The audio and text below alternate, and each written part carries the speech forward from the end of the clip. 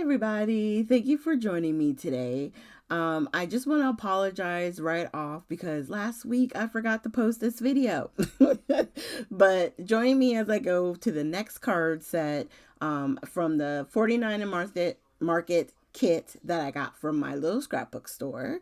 And as we get started, I'm going to go ahead and I think I pull out the packaging just to remind you that we're working on this Sherbet card kit.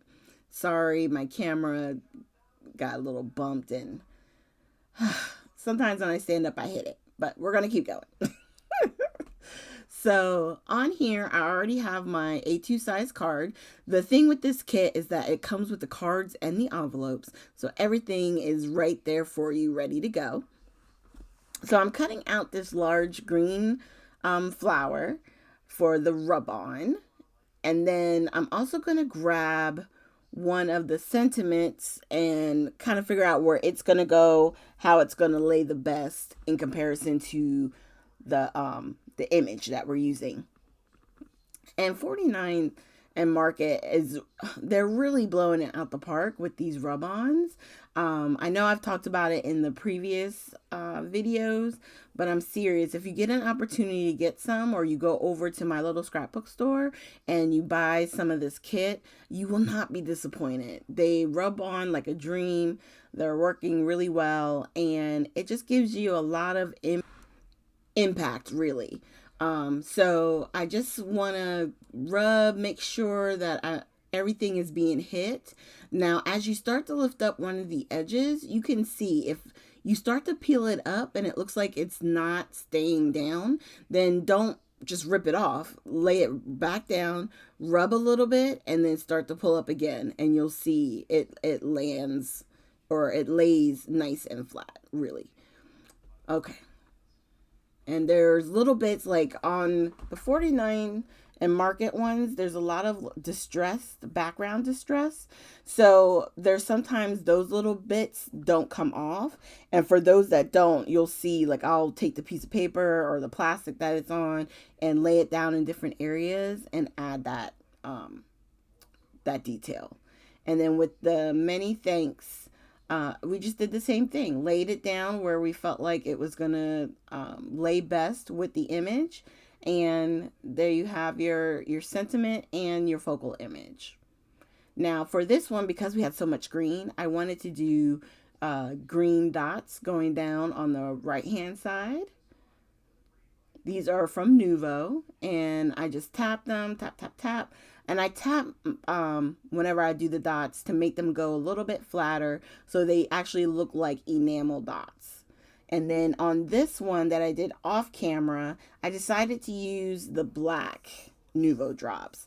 Now, this center circle image, I actually used that or did that in a live that I did on Facebook. So some of you may not have seen it. Those of you who did, you can see what I decided to do was take some of the circles that came on that sticker sheet and use it with the circle that I had created to give like a playful design on the front. And then for the envelopes, which I did for this whole series, is I took the butterflies and rubbed them on the back of the flap. And anywhere on this one, there was a little bit of gold, like a yellowy section that was hanging off to the side. I just cut it off and added it to the upper left there. So then that way it would kind of tie in everything. It would all still be there. Is basically it. So there you go.